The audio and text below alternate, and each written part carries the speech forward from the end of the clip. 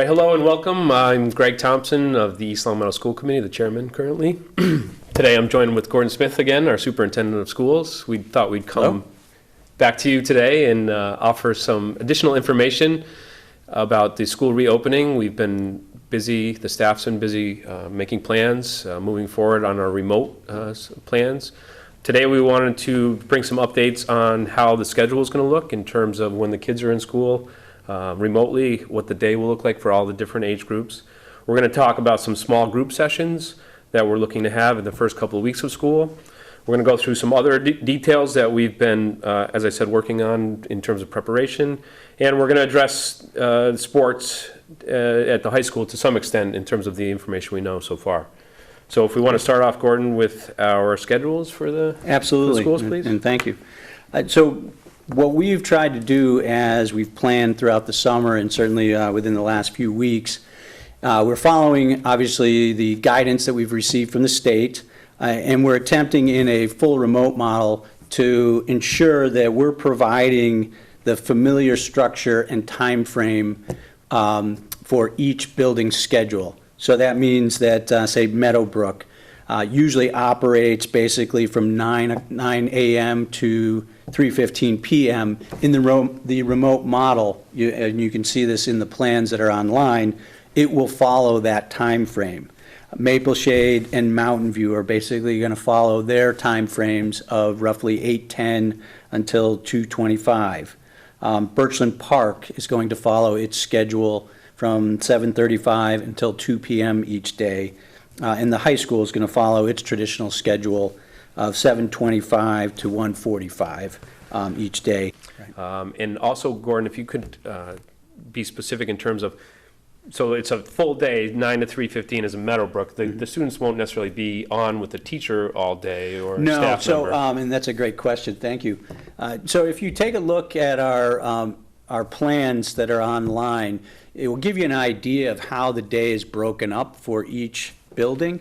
But specifically looking at Meadowbrook, you're going to start the day, you're going to be with your homeroom, classroom teacher, you're going to have your morning meeting, and then throughout the day there will be learning blocks, many of which will be delivered by your classroom teacher, but there'll be other learning blocks where you'll have specialist teachers providing instruction, live instruction, and there will be time where within a given learning block, students may have independent work. They've had a mini lesson, they've practiced some things as a group, and then they may break out to an independent time to accomplish certain things, and then a teacher would be checking back in with them later on after they've finished that independent work.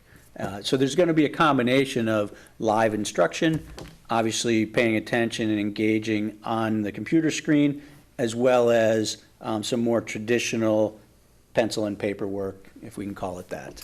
And throughout the day, attendance will be taken, attendance will count as we move forward. In all schools, attendance is going to be taken every day. In the secondary schools where you're breaking into different classes and different content areas, attendance is going to be taken in each block. So we know that at the high school there's a requirement of a certain amount of attendance in order to receive credit. So students need to be aware that as we start school, our school rules that we've always traditionally have in place regarding attendance, tardiness, and so forth are in place once again, even in the remote model. And we want to acknowledge that schedules for families are challenging at some point to meet the needs of the remote model completely.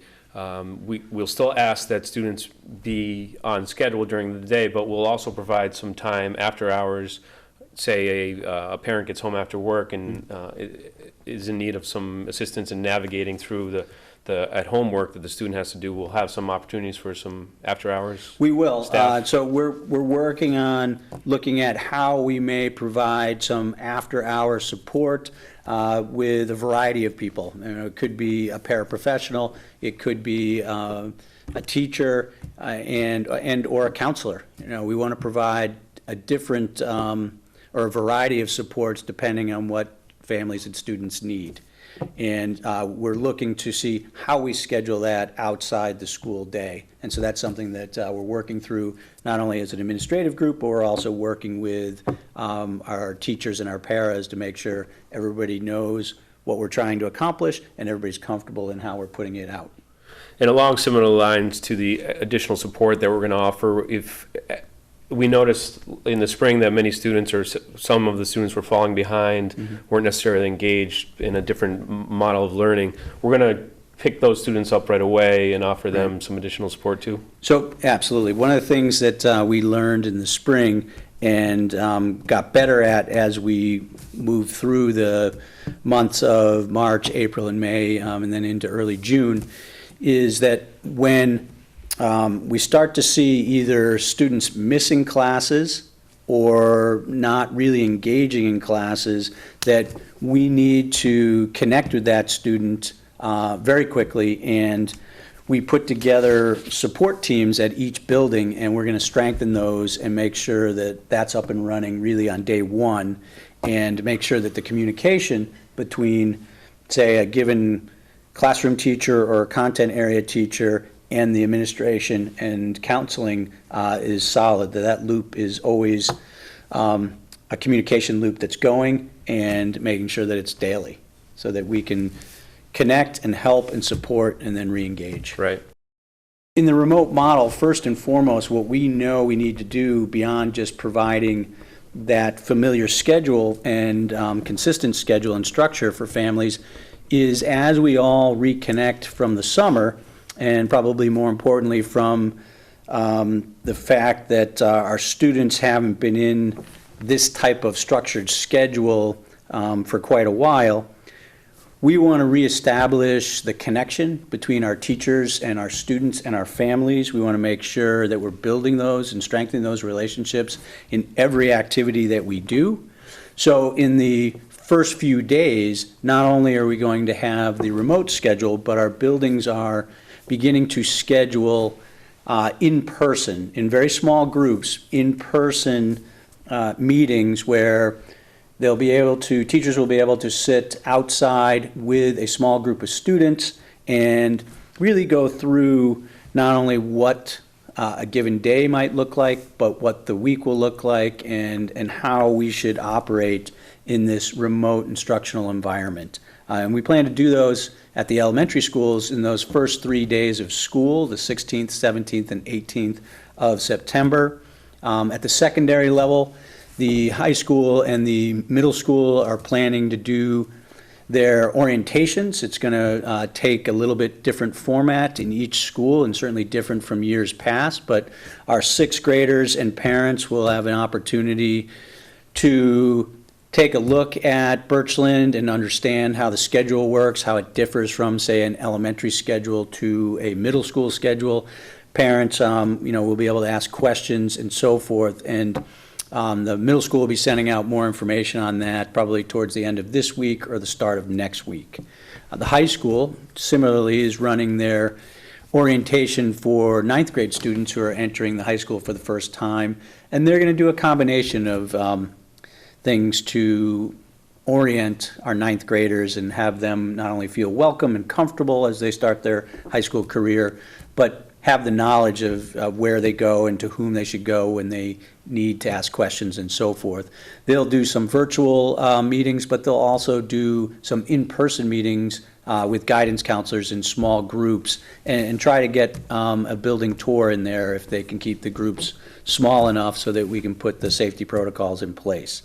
And we're going to do all of this to really reconnect. That's the underlying key element that we need to establish, and have that social and emotional support for our students and families so that we can then move into a productive learning situation. And so we're working on those plans.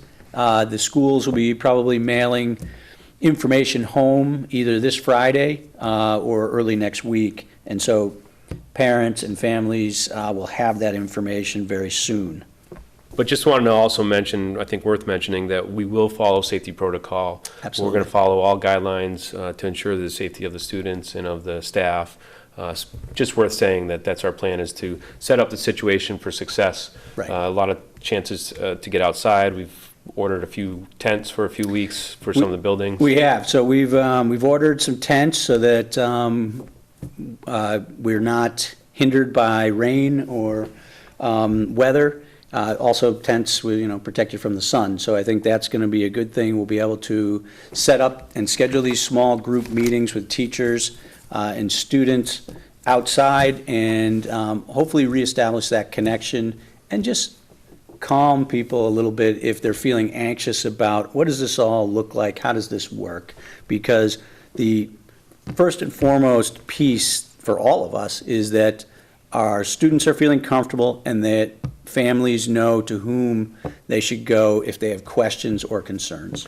And just to go further on that notion, we talked about IT support. We're going to have some support as we did in the spring, but there will be a help desk if parents and families and students have issues with the technology itself, with the actual Chromebooks or iPads. Right. They'll have access to answers from our IT department. And also, you were talking about an opportunity for students to learn about the programs that we're going to use and have an opportunity for some interaction with our staff in terms of to learn how to do it. Right, certainly at the elementary level where students may be engaging some of the software programs for the first time, or at least for the first time in a while. During those in-person meetings, our teachers are going to address how do you sign on, how do you connect with each program. We do have a single sign-on through software called Clever, which I think most of our families who are using the software last year know that if they sign on through Clever, then they have all these different applications on their screen and ready to go. So they only have to sign on once. But we will review that, make sure that students can get connected with that. More or less, that will be their homework assignment as we describe that and provide materials in the in-person meetings. Then they can go home and practice it and make sure that they can get connected with all these applications. Great. The other piece to that is we will be running some parent workshops regarding the software we use, how they can help not only their child move forward, but understand how the software is used and how the students progress through it.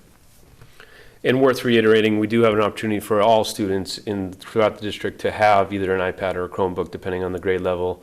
Families are all have access to that, so we will provide that for everyone. We will, and we're meeting with our IT department today to make sure that what we have in inventory can cover the need that we may have. We've identified in our last survey families that say that they may need a Chromebook or an iPad, and we're going to work through that and make sure that we get that out. We've also ordered actually more than 400. I've said in a couple meetings 400, but I think IT has ordered some Chromebooks on their part as well. So we're hoping that part of that shipment comes in September, and so we can start to distribute that pretty quickly. If not, we feel that we do have the inventory to cover everyone, and then we may have to set up a situation where we swap out with some of the older ones once we have the new ones in. Right. Great. Okay, sports is the additional topic we would like to speak about today, specifically high school sports. There's been some additional information that came out today or this week from MIAA in regards to fall sports. There has been some provisional guidelines in terms of MIAA allowing fall sports to at least be decided on a local level. We haven't decided that yet here in East Long Meadow. We have some things that we'd like to get in terms of information. The individual state, MIA state-specific sport committees will all be meeting within the next week to develop what the guidelines actually look like for each sport. So soccer will have specific guidelines. Do they need to wear a mask? Do they need to be 3 feet apart, no shoulder contact? What exactly the MIA state-specific committees for the sports will come out with guidelines. Those are expected to be released on August 28th. Right. And then the governor is anticipated to make a decision on the final guidelines on September 1st. Ultimately, it's left up to the local community to make the decision. That'll be a school committee decision whether or not we participate in fall sports. What we'd like to do is wait for the additional information from the state before we make a decision. So we subsequently have made a meeting set for September 3rd of the school committee. So hopefully we can have a decision, and then it would start the 18th, would sports would September start? 18th was what the MIA had set as the start of the fall season. Right, we'll have discussion this Monday coming on the school committee meeting, but I don't anticipate a decision being made until our September 3rd meeting based on what the actual sports look like. And we certainly have logistical things we'd have to look at in terms of transportation. We probably wouldn't be able to provide that. We want to get clarification from our health department. We talked about contact tracing for the schools. How does that work with a team that goes to play another team? And so we want to get clarification on that too. So we should have some of that information on this Monday. But as I said, look to make a decision by the 3rd of September. Sure, and Kevin McGee, our athletic director at the high school, can join us on Monday. And so he'll be able to provide probably some more information as to what athletic directors across the state have been discussing and how they feel about putting some type of program together. But as you said, we still have more information that we need to receive to make a final decision. Right. We are fully aware and acknowledge that the kids are in need of some fresh air, exercise, socialization. We want to do that to the best of our ability. We've created these small groups, so at least we get some socializing within the schools a little bit.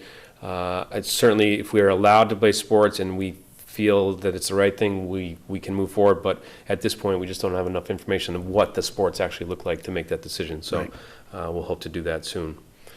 Anything else you want to touch on today? I think we No, I think had a we've good covered cover. the hot topic items, at least for this week, and then we'll continue to get more information out to the families. I know that schools are, as I said earlier, are looking to get some mailings out either this Friday or probably Monday or Tuesday of next week.